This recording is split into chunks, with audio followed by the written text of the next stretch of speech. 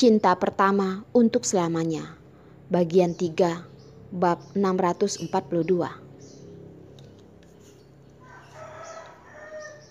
Dalam perjalanan kembali ke hotel, Paman Gunawan mengamati Carson di kursi belakang dari kaca spion.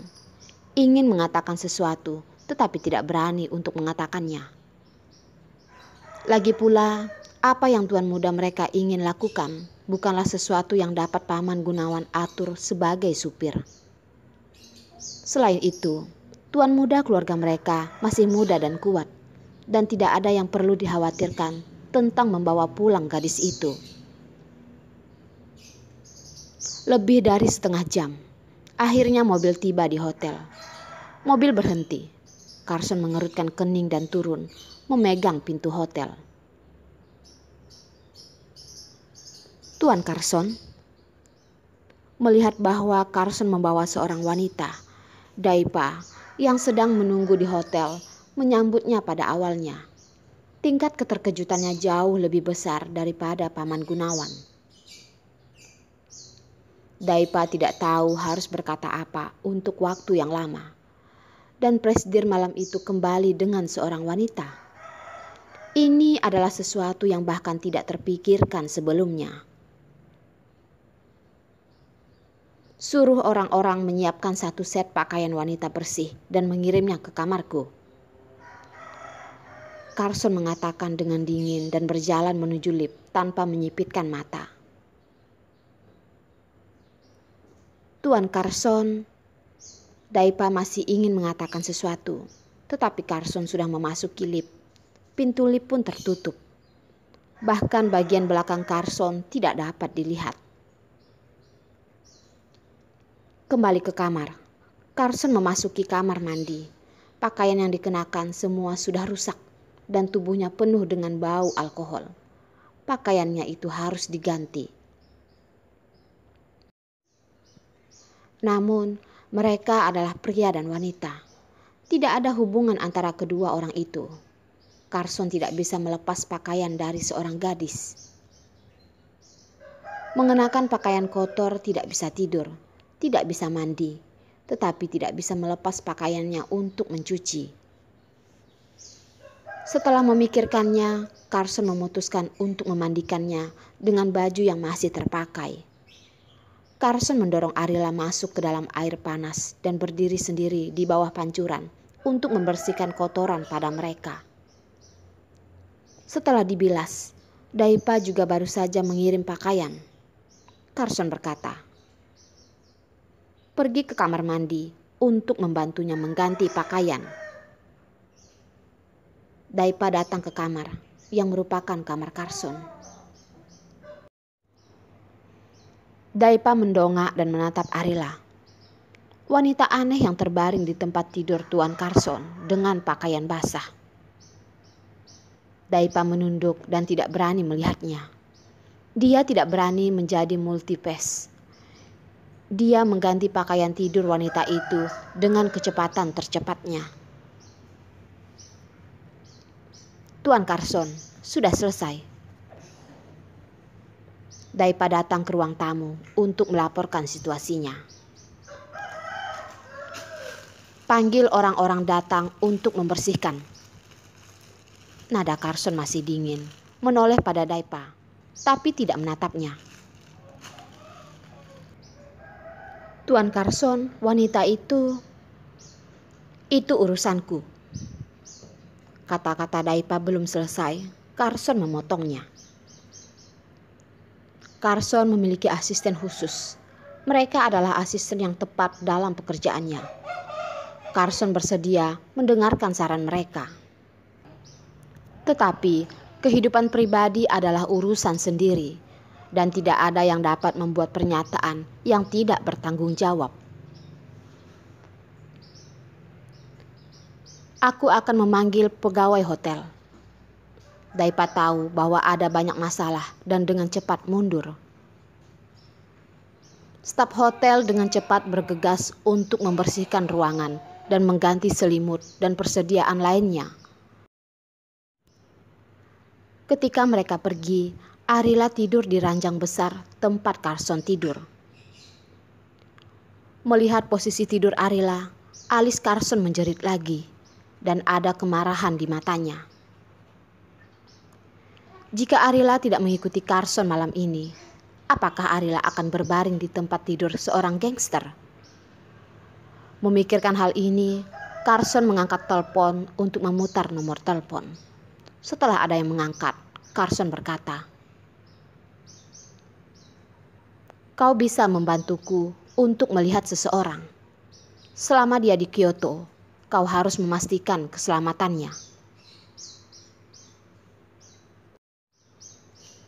"Orang macam apa yang ingin dilindungi?" Telepon dari suara pria itu dan nadanya sangat bergosip. "Kau harus cari tahu Arila yang sangat dekat dengan Ipander.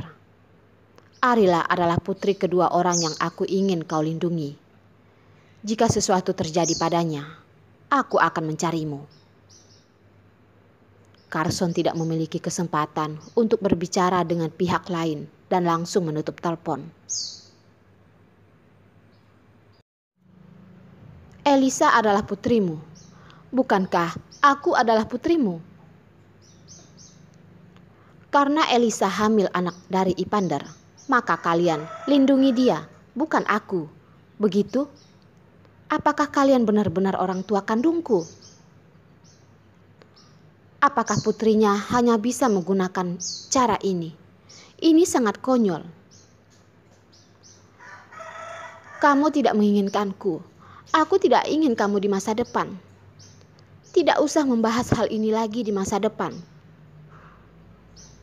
Carson baru saja menutup telepon dan di belakangnya ada suara Arila.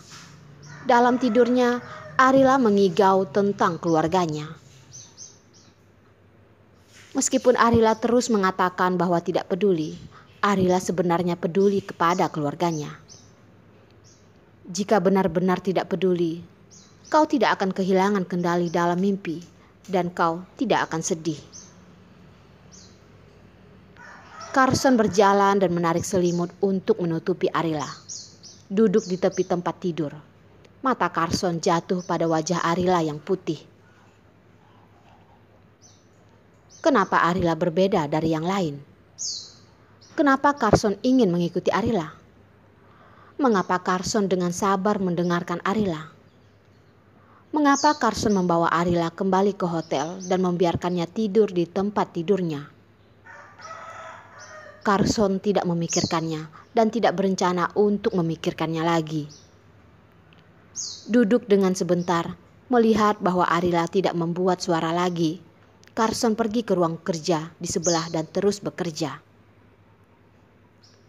Karena perbedaan waktu, Carson tidak tidur malam ini. Bekerja sampai subuh dan berangkat untuk mengatur pertemuan. Ketika Carson kembali ke hotel untuk mengakhiri pertemuan, wanita yang menempati tempat tidurnya selama 1 malam sudah pergi, tidak meninggalkan apapun.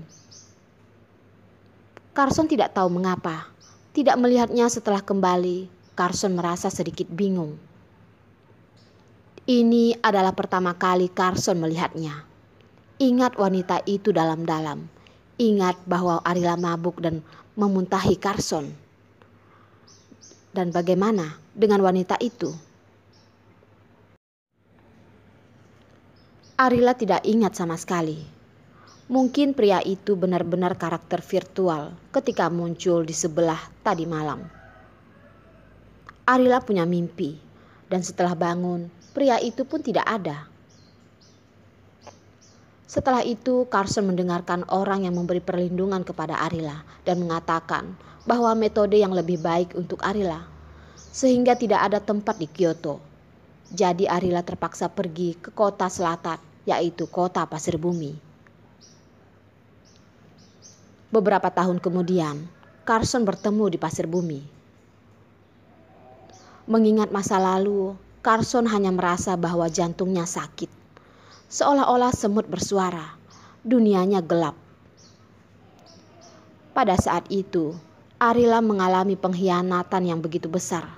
Bahkan jika ia terjebak dalam nama saudara ipar yang kejam dan menggoda, Arila tidak lagi dapat berada di Kyoto. Tapi Arila tidak jatuh. Dengan tegas kembali melangkah sampai dia bertemu dengan Carson. Setelah bertemu dengannya, itu adalah awal dari keberuntungannya yang sebenarnya dan semua kemalangan yang dia alami. Namun, Carson masih yakin bahwa yang Arila sangat kuat, yang sangat berani, dan sekarang masih sama. Pasti akan bekerja keras untuk bangun kembali. Karena Arila tahu bahwa Carson dan anaknya itu sedang menunggunya untuk bangun. Arila tahu bahwa mereka tidak lengkap tanpa semuanya. Dia tidak boleh melihat Rila kecil tanpa ibunya. "Arila, kau akan bangun kan?" tanya Carson dengan tangan sederhana. Menjawab Carson dengan dua air mata yang mengalir begitu saja.